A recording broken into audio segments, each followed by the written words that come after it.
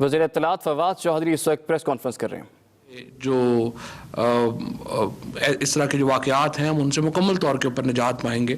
اور جس طرح سے ہم نے دیکھا ہے کہ نیشنل ایکشن پلان کے بعد بہت کمی آئی ہے ٹیررزم کے واقعات میں، دہشت گردی کے واقعات میں، انشاءاللہ وہ وقت دور نہیں ہے کہ ہم اس سے بالکل مکمل نجات. بہت کمی آئی ہے ٹیررزم کے واقعات میں، دہشت گردی کے واقعات میں، انشاءاللہ وہ وقت دور نہیں ہے کہ ہم اس سے بالکل مکمل نجات جو ہے وہ پا لیں گے. اور یہ ہمارا ایم ہے. اس وقت ہماری جو سول اور ملٹری لیڈرشپ ہے وہ کئی دفعہ ہم یہ بات کر چکے ہیں، نیشنل ایکشن پلان کے عمر مکمل عمل درآمد ہی وہ کسوٹی ہے جس کے اوپر انشاءاللہ اس طرح کے واقعات کے اوپر مکمل جو ہے وہ قابو پایا جائے گا. اور ہم بڑی تیزی سے انشاءاللہ نیشنل ایکشن پلان پر آگے بڑھ رہے ہیں.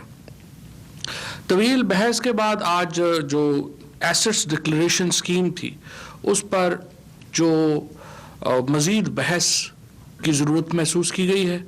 اور کل پرائم منسٹر صاحب نے 2 بجے ایک اسپیشل اجلاس بلایا ہے جس میں جو ایسٹ سکیم ہے اس کے بارے میں ڈسکشن کی جائے گی.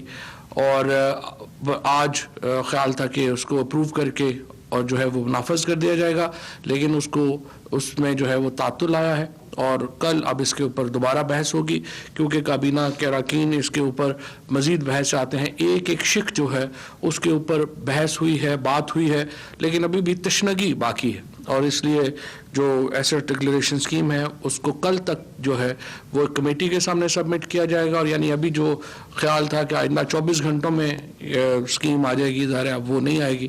اب اس کو کچھ جو ہے وہ تعطل اس میں جو ہے وہ آئے گا. کابینہ نے جو منی لانڈرنگ کے حالیہ کیسز ہیں اس کے اوپر شدید تحفظات کا اظہار کیا ہے. اور ہم نے دیکھا ہے کہ کس طریقے سے شہباز شریف اور ان کی فیملی نے جس طریقے سے جو منی لانڈرنگ کی، اور جو پچھلے حکمرانوں کی یہی وہ کرتوت تھے جن کی وجہ سے پاکستان آج ایک بحران، ایک اقتصادی بحران کا شکار ہوا. آج اگر چیزوں کی قیمتیں بڑھتی ہیں، جب ہم دیکھتے ہیں ڈالر میں جو ہے وہ فلکچویشنز آتی ہیں اور ہمیں ایک عمومی اقتصادی جو صورتحال کا سامنا کرنا پڑتا ہے، اس کی بہت بڑی وجہ وہ کرپشن ہے جو ماضی میں ان 3 خاندانوں نے، یعنی 2 خاندانوں، شریف فیملی نے اور زرداری فیملی نے کی ہے. اور اس کے اوپر ہمیں امید یہی ہے کہ انشاءاللہ جو قانون ہے وہ اپنا راستہ لے گا اور یہ مقدمات منطقی انجام تک جو ہے وہ پہنچیں گے. ہم نے دیکھا کس طرح سے بالکل بے بس تھے سلمان شہباز صاحب جب رات کو ان سے سوالات کیے گئے اس حوالے سے، بالکل بے بس تھے، ان کے پاس جواب نہیں تھا. اور اسی لیے شہباز شریف صاحب کے پاس بھی کوئی جواب نہیں ہے. اور اسی لیے یہ پورا جو خاندان ہے، چاہے اسحاق ڈار ہوں، حسن نواز ہوں، حسین نواز ہوں، یہ عدالتوں کا سامنا نہیں کر رہے ہیں اور یہ ملک سے باہر ہے.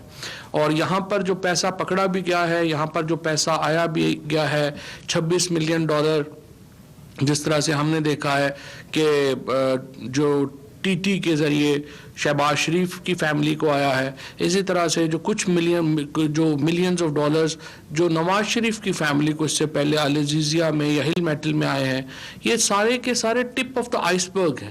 یہ پورا ہجوم آپ کو صرف اندازہ آپ اس سے لگا سکتے ہیں کہ ان کا کتنا پیسہ باہر پڑا ہوگا اگر یہ $26 ملین، $30 ملین ڈکلیئر کر کے پاکستان لاتے ہیں. اور اس کے پیچھے یہ حالت ہے کہ سارے کی ساری جائیداد جو ہے وہ حمزہ شہباز صاحب کی 99% جو ڈکلیئر ایسٹس ہیں وہ ٹی ٹی کے اوپر ہیں. حمزہ شہباز کے 95% ایسٹس جو ہیں وہ ٹی ٹی کے اوپر بیس ہیں. نصرت شہباز صاحبہ کے 85% جو ہیں وہ باہر سے آنے والے پیسوں کے اوپر ہے. اسی طرح سے جو باقی بیٹیاں ہیں، جو بہنیں ہیں، ان کی جو 100% ایسٹس ہیں وہ باہر سے آنے والے پیسوں کے اوپر ہیں. یہی حال باقیوں کا ہے. یہی حال آپ دیکھتے ہیں کہ ہم نے دیکھا ہے کہ پیپلز پارٹی کی جو لیڈرشپ ہے اس کا بھی یہی حال ہے. ہم نے دیکھا ہے نواز شریف صاحب کا بھی فیملی کا یہی حال ہے. ایک رات میں ہل میٹل سے 82 अरब 2 करोड़ रुपया जो है वो नवाज शरीफ साहब को ट्रांसमिट होता है, और अगली ही रात वो 82 करोड़ रुपया मरियम नवाज शरीफ साहिबा को दे देते हैं, जिससे मरियम नवाज जो है वो अपनी प्रॉपर्टीज़ खरीदती हैं। और जो बाकी मामला है आपके सामने है आसिफ जरदारी साहब का, जिन्होंने पूरा बैंक ही खरीद लिया। उन्होंने कहा कि किसी और बैंक को जमा ही कराने की क्या ज़रूरत है, अपना ही बैंक खरीदते हैं और वहीं सो ये आप एक चेन देख रहे हैं जो कि आपके सामने है। इस तरह के और भी मुकदमात आपके सामने आएंगे, और आप होशरबा जो आगे मुकदमात की तफसीलात आपके सामने आएंगी, उससे आपकी बिल्कुल नींदें उड़ जाएंगी। और ये मामला सिर्फ टॉप तक नहीं है, इनके जो नीचे कैबिनेट के इम्पोर्टेंट मिनिस्टर्स थे वो भी सारे के सारे इसी धंधे में मुलव्वस थे। ये जो सब अकामा रख के बैठे हुए थे, ख्वाजा आसिफ को, एहसन इकबाल को, ख़ुद नवाज शरीफ को, इन लोगों को अकामे रखने की क्या ज़रूरत थी? ये जो सब लोग बाहर अपने एक अकाउंट्स बनाने के लिए अकामे रख के बैठे हुए थे, क्यों रख के बैठे हुए थे? ये सवाल अहम है। इस सवालों के जवाब आपको आहिस्ता आहिस्ता मिलना शुरू होंगे और आपको इल्म होगा। ये अभी तक जो इन्वेस्टिगेशंस आपने देखी हैं, ये सारी इन्वेस्टिगेशंस हैं जो हमारे इक़्तिदार में आने से पहले की है।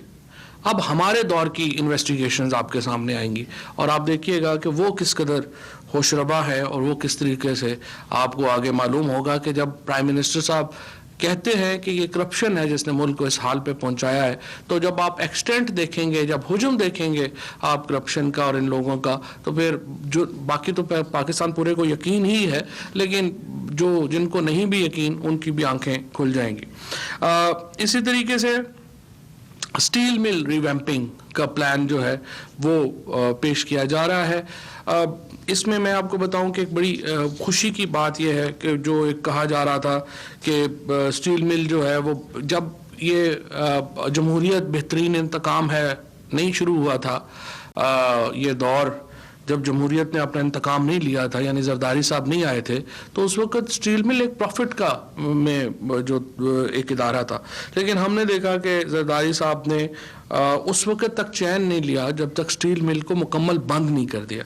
लेकिन खैर अब भी खुशी की बात यही है कि प्राइम मिनिस्टर साहब की जो एक गुडविल है उसकी वजह से एक दोबारा अब उसमें रीवैम्प हो रहा है। 6 कंपनीज जो हैं उन्होंने इसमें अपना इंटरेस्ट जाहिर किया है। पीपीपी मोड के ऊपर, पब्लिक प्राइवेट मोड के ऊपर जो है वो हम इसको फ़िलहाल जो है वो एक तजवीज़ है कि वो इसको चलाया जाएगा। 6 बहुत बड़े जाइंट्स हैं दुनिया के स्टील के, जिन्होंने स्टील मिल में जो है वो पार्टनर बनने की अपनी ख्वाहिश जो है वो इजहार उसका किया है। इस वक्त जो मैक्सिमम जो प्रोडक्शन कैपेसिटी है स्टील मिल की वो 1.1 मिलियन टन है, जिसको 3 मिलियन टन तक जो है वो बढ़ाया जाएगा। हमारी डिमांड जो है वो 9 मिलियन टन के करीब है, जो भी काफ़ी इसमें है कैपेसिटी के। इसके साथ सिर्फ हमने ख्याल करना है कि हमारे जो प्राइवेट स्टील मिल के जो लोग हैं उनका बिजनेसेस मुतासर ना हो और उनको उनके मफादात जो हैं वो मुतासर ना हो। इसके साथ साथ ऑडिटर जनरल पाकिस्तान की जो ऑडिटर जनरल का जो ऑफिस है वो उसकी कैपेसिटी बढ़ाने का मामला है, और प्राइम मिनिस्टर साहब ने और वफाकी काबीना ने ये एक टास्क सौंपा है डॉक्टर इशरत साहब को। 2 माह में वो इसकी रिपोर्ट सबमिट करेंगे कि किस तरह से हम ऑडिटर जनरल का जो ऑफिस है उसको मजबूत भी बनाया जा सके और उसकी कैपेसिटी इन्हेंसमेंट की भी ज़रूरत है।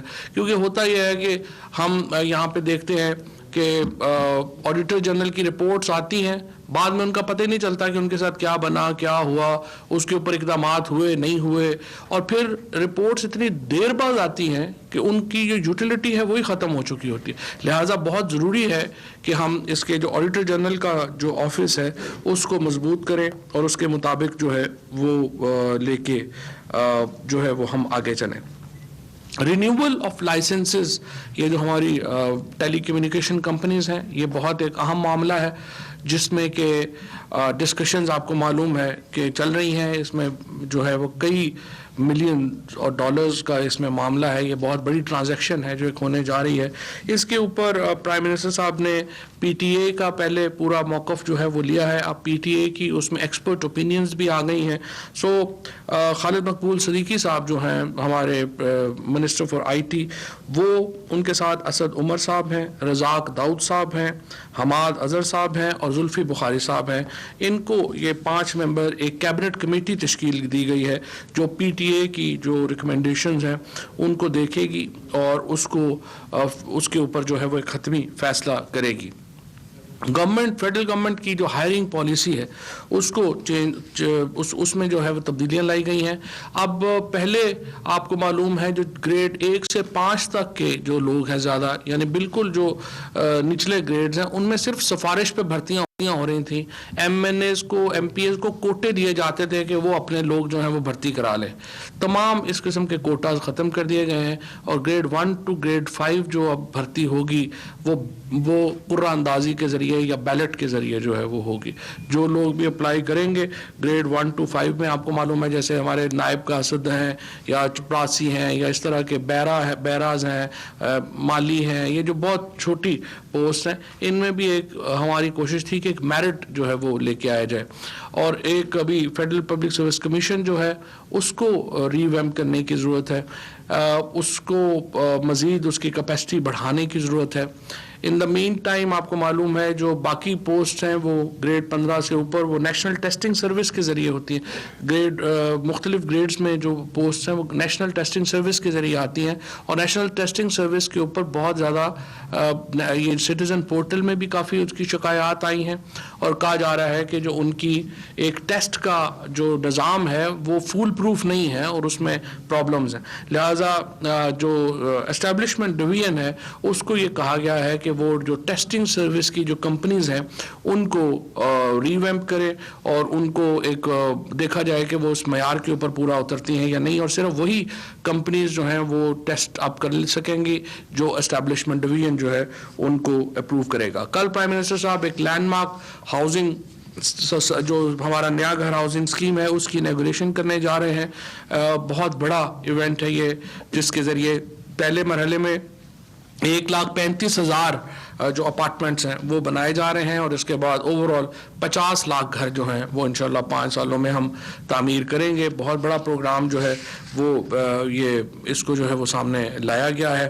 اس کے ساتھ ساتھ جو اپوائنٹمنٹس آج کچھ ہیں جس میں عامر علی صاحب جو سی ڈی اے کے ایگزسٹنگ چیئرمین ہیں ان کو 3 مہینے مزید جو ہے وہ ایکسٹینشن دی گئی ہے اس کا اپنے سی ڈی اے کے چیئرمین کے طور کے اوپر. ڈاکٹر اکرام علی جو ہیں وہ چیئرمین ہیں اس وقت federal board of intermediate and secondary education Islamabad کے, ان کو 1 سال کی توسیع دی گئی ہے. ایویکیو ٹرسٹ پراپرٹی بورڈ کے چیئرمین کے لیے ڈاکٹر عامر احمد جو ہیں وہ نئے چیئرمین ہوں گے. ایویکیو ٹرسٹ پراپرٹی بورڈ کے 3 نئے ممبرز بھی شامل کیے گئے ہیں ایویکیو ٹرسٹ پراپرٹی بورڈ میں. ان میں طارق احمد شاہ صاحب ہیں, سری چاند ہیں اور یاسر زمانی ہیں جو کہ نئے چیئرمین میں جو بورڈ ہے ایویکیو ٹرسٹ بورڈ کا اس میں لگائے گئے ہیں. تو فی الحال اس کے علاوہ ایک اور امپورٹنٹ چیز جو ہم نے جو ایک فیٹف کی ریکوائرمنٹ بھی تھی اس کو بھی ہم نے میٹ ویٹ کیا ہے, اور اب جو سی ٹی ڈی ہے پروینشل کاؤنٹر ٹیررزم ڈپارٹمنٹس کو اختیار دیا گیا ہے کہ وہ منی لانڈرنگ کا جو معاملہ ہے اس کو وہ دیکھ پائیں گے. ایک نعمان حنیف سن آف حنیف جان محمد, یہ پاکستانی سٹیزن ہیں, ان کو یو اے ای ایکسٹراڈائٹ کرنے کا process you a E government نے ریکویسٹ کیا تھا, وہ جو ہے وہ دیا گیا ہے. اس کے ساتھ کرتارپور کوریڈور کے اوپر کلچرل سینٹر بنائے گی جو لوک ورثہ ہے اس کو یہ ہم نے سونپا ہے کام کہ وہ وہاں پر کلچرل سینٹر بھی بنائے اور اپنا میڈیا سینٹر بھی جو ہے وہ بنائے. لینڈ کمیشن کے جو چیئرمین کی اپوائنٹمنٹ جو ہے وہ ڈیفر کر دی گئی ہے. اس کے ساتھ پاکستان پینل کوڈ میں ایک امینڈمنٹ اپروو کی گئی ہے جس کے ذریعے وہ ممالک جہاں پر ایکسٹریڈیشن اس وجہ سے نہیں ہو پا رہی کہ پاکستان میں کئی جرائم میں ڈیتھ سینٹینس ہے، تو جن ممالک کے ساتھ ہمارا یہ معاہدہ ہوگا اور جیسے یورپی یونین ہے یا یو کے ہے، اور بہت سارے لوگ اس لیے ہم واپس نہیں لا پا رہے کہ ہمارے ہاں ایک کئی جرائم میں ڈیتھ پنشمنٹ ہے، تو ان ملزمان کے لیے جو حوالگی کا معاہدہ ہوگا اس میں یہ جو ڈیتھ سینٹینس ہے یہ اپلائی نہیں ہوگی، تاکہ ہم کم از کم اپنے جو ڈاکو چور ہیں ان کو تو واپس لا سکیں۔ یہ اس لیے جو تھا وہ امپورٹنٹ تھا۔ اس کے علاوہ managing director Pakistan tourism development corporation جو ہے ان کو مقرر کیا گیا ہے۔ اس کے ساتھ اکرام علی صاحب جو ہے، جی بالکل وہ میں دیتا ہوں،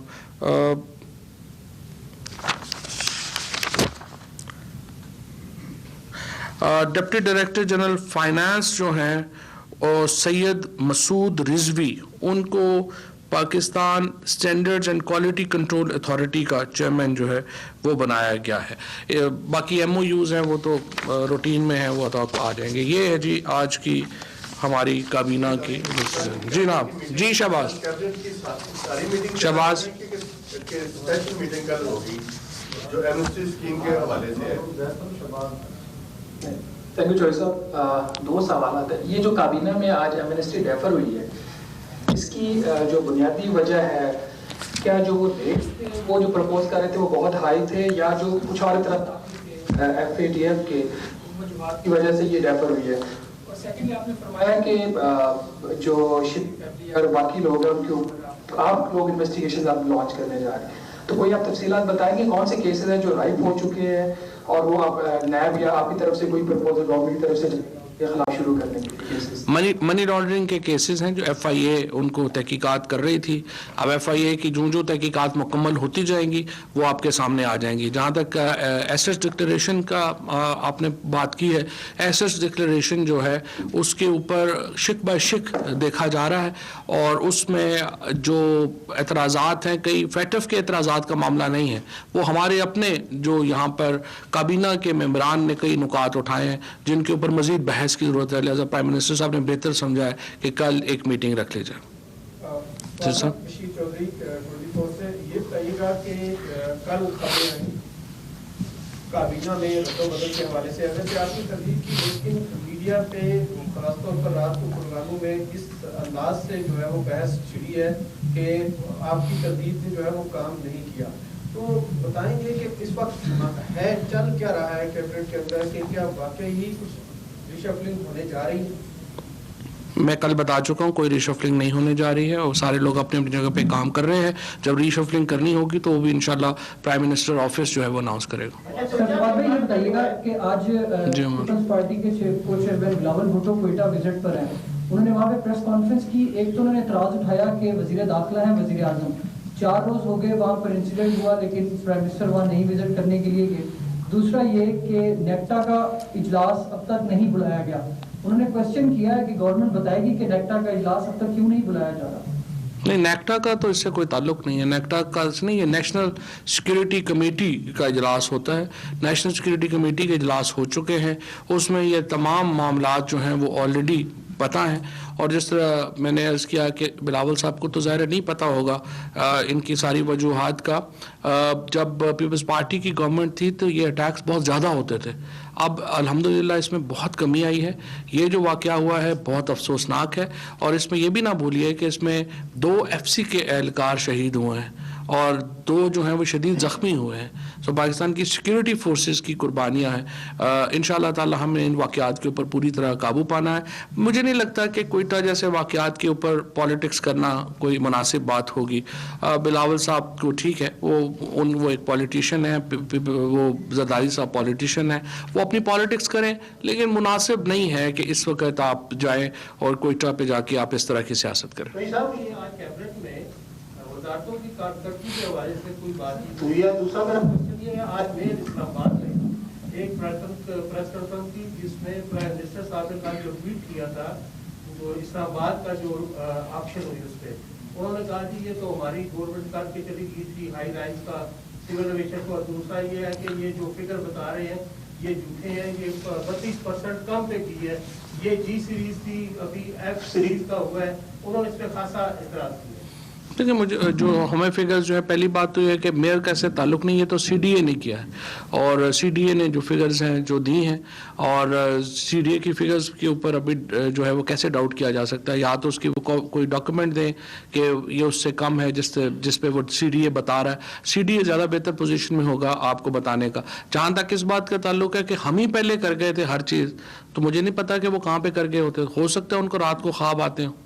मिस्टर साहब, लास्ट जो कैबिनेट मीटिंग हुई थी, वजारतों की कारकर्दगी के बारे में सर, लास्ट जो कैबिनेट मीटिंग हुई थी उसमें इतलात है कि एक ऐसी समरी की मंजूरी दी गई है जिसमें पाकिस्तान स्पोर्ट्स बोर्ड के जो डायरेक्टर जनरल हैं वो उनकी तैनाती होनी है। हुआ उसमें ये था, वो समरी पिछली गवर्नमेंट ने बनाई थी, जिसमें जो जेल में मौजूद है डायरेक्टर जनरल अख्तर गंगेरा, उनकी सीवी सामने रख के वो बनाई गई थी, जिसमें 62 साल उम्र। डीजी स्पोर्ट्स बोर्ड का मामला मैं आपको बताऊं, प्राइम मिनिस्टर साहब एक टास्क फोर्स बना चुके हैं। उस नहीं, वो टास्क फोर्स की रिकमेंडेशंस आएंगी तो उसके बाद स्पोर्ट्स की एक पूरा रीवैम्प कर रहे हैं वो सिस्टम। अभी पिछली असेंबली का मुझे नहीं पता है, इस में ना अप्रूव हुई है ना उसमें हुई है। जी जी सनाउल्लाह सर, ये 2-3 सवाल है। नहीं, एक ही करो सर, जरूरी है। ओके। एक तो जिस तरह कल खबरें चली हैं, लेकिन ये तो मुंह पे टेप तो नहीं लगा सकते, जो बोलेगा वो बोलता रहे, क्या करें। आपके बाद वज़रा फोन करके जब रिपोर्टर को खबर देते हैं, किस रिपोर्टर को फोन किया और किसने किया? मैंने नहीं चलाई, मैंने उनसे कहा रिकॉर्ड चलाओ।